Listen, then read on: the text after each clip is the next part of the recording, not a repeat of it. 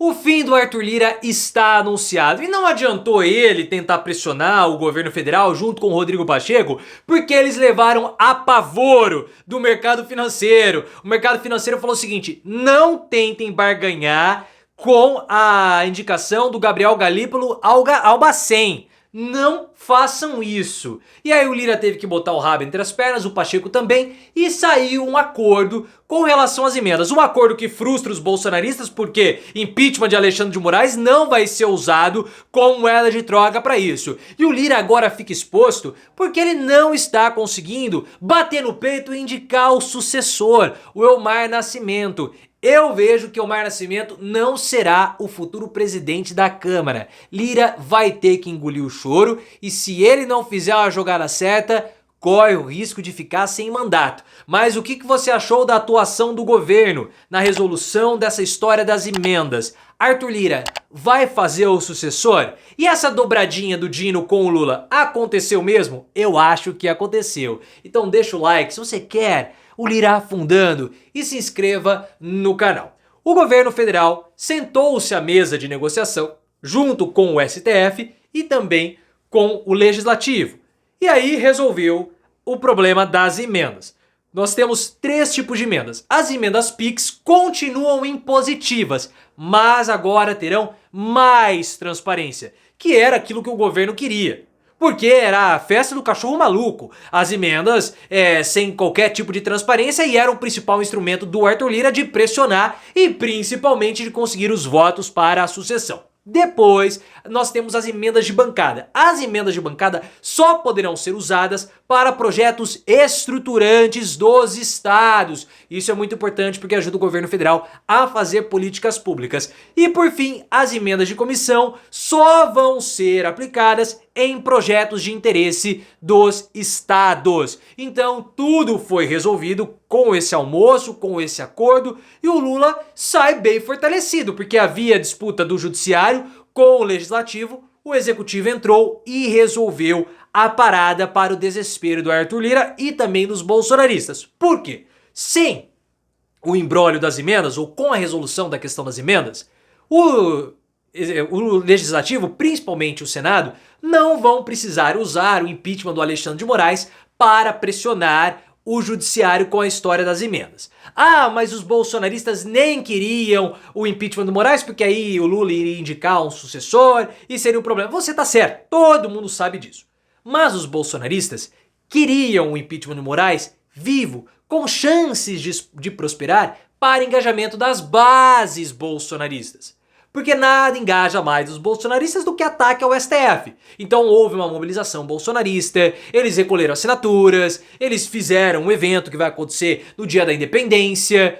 E aí não vai ter mais aquele mesmo approach que poderia ter, aquela esperança, aquela fagulha. E até o dia 7 de setembro, essa história do Moraes já perdeu muito do fôlego, porque as reportagens da Folha de São Paulo, pelo menos até o momento da gravação desse vídeo, e hoje é dia 20, não, e é quase 7 horas da noite, não tem nada ali de bombástico mesmo. Até a Folha fez lá um pedido de desculpas, um meia-culpa com o Alexandre de Moraes. Então os bolsonaristas, eles acabam também se esfriando.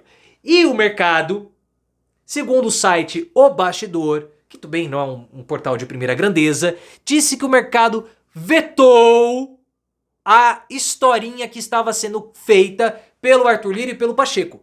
Porque o Pacheco e o Arthur Lira queriam usar a indicação do Gabriel Galípolo como presidente do Banco Central para pressionar o governo na história das emendas. O Gabriel Galípolo que vai ser indicado pelo Lula para poder suceder o Roberto Campos Neto. O lance é o seguinte: o Gabriel Galípolo é uma unanimidade dentro do PT. As principais lideranças do Senado deram aval para o nome dele. E uma parte considerável dos banqueiros também gostou da indicação. Então a Faria Lima falou o seguinte pro Pacheco e pro Arthur Lira: não façam graça com isso. Nós já demoramos muito para conseguir chegar a um consenso sobre o Banco Central. Então não queiram peitar o governo nessa história e nem usar o Banco Central como moeda de troca. E aí os caras botaram o rabinho entre as pernas, tiveram que sentar com a negociação, sentar-se à mesa de fato, porque houve o almoço no STF e tudo foi acertado, tudo foi acertado. Agora, pessoal, com a história das emendas finalizadas, o Arthur Lira vai poder voltar a se concentrar na sua sucessão e na indicação do seu sucessor. Tudo indica que será o Elmar Nascimento, ou não. Porque o Lira, ele deu o prazo até agosto. Mas já tinha a especulação que ele iria indicar o seu sucessor, ou o seu candidato, até meados de agosto, dia 16. Já estamos aí no dia 20. E nada, pessoal, nada. O governo não queria que a indicação fosse agora, em agosto. O governo queria que a indicação ficasse lá para novembro, claro, porque lá Lira teria menos poder para negociar. Lira tem a caneta fraca, mas ainda tem alguma tinta. E ele pode usar essa tinta para poder peitar o governo e forçar o governo federal a apoiar o seu indicado. Eu acho difícil, falta tempo, porque a campanha municipal já começou. Já começou. Então, o Congresso fica meio desarticulado, não fica tão aquecido. A força de negociar do Arthur Lira não é tão grande como era há um mês. E o Lira precisa antecipar esse movimento porque ele quer evitar que aconteça com ele igual aconteceu com o Rodrigo Maia. O Rodrigo Maia deixou só para indicar o Baleia Rossi como seu sucessor em dezembro, faltando 2 meses para a campanha ou para a votação. E aí o que aconteceu? O bloco do Arthur Lira já tinha negociado tudo e não teve espaço para o Rodrigo Maia e hoje nem político mais ele é. Só que a Bela Megali, do Globo, trouxe a informação seguinte, que há uma frustração dos parlamentares. Porque os parlamentares esperavam que o Arthur Lira fizesse a indicação até dia 16 de agosto. O Lira tá falando, não, agosto vai até dia 31. Beleza, pode ser. Só que, no início do mês, o favorito era o Elmar Nascimento. Segundo a Veja, já teria votos suficientes para ser o futuro presidente da Câmara. Se o Elmar Nascimento tem votos suficientes, por que o Arthur Lira não indica ele logo? Por quê? Porque não tem. Essa é a verdade. Não tem voto. Não tem voto. Arthur Lira está pensando, cogitando o Dr. Luizinho, que é deputado federal do PP do Rio de Janeiro, ou o Hugo Mota, que é da Paraíba, do Republicanos. Só que o Guinho Mota é do Republicanos, mesmo partido do Marcos Pereira. E o Marcos Pereira não está disposto a abrir mão da candidatura. Então essa história do Arthur Lira de força é papo furado. Lá em Maceió, ele já foi traído pelo JHC, que escolheu o Rodrigo Cunha como senador e não o indicado Arthur Lira.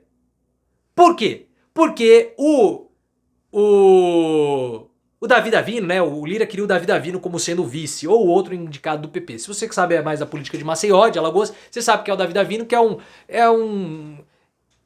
Arthur Lira, é o Lirinha lá de Alagoas. Vamos resumir assim. Só que o JHC optou pelo Rodrigo Cunha, porque com o Rodrigo Cunha saindo do Senado, a mãe do JHC, Eudócia Caldas, assume e pode ficar mandando emenda para Maceió. Ou para Alagoas. Porque em Alagoas, a projeção é que o Lira seja somente um deputado a partir de 2025. Então o futuro dele está assim, minguando. E enquanto isso, o Lula pegou o Arthur Lira, eu queria pegar aqui um papel, e ele fez assim com o Arthur Lira. Amassou. Porque o Lira está desconfiado que o Lula tenha usado o Flávio Dino para criar todo esse imbróglio com as emendas PIX. Eu acho que isso aconteceu mesmo. Porque o Lula tem usado, você sabe muito bem que o Lula tem usado, e com êxito, o judiciário para se contrapor ao legislativo e a sua falta de força no Congresso. O Lula e o pessoal do governo falam, não, a gente nem sabia que o Flávio Dino ia fazer isso aí. Nem sabia. Só que no fundo o Lira tá desconfiado. Sabe que o Lula passou uma rasteira dele. Sabe que o Lula passou uma rasteira. Então, pessoal, querer achar que Lula é um neófito da política? Não.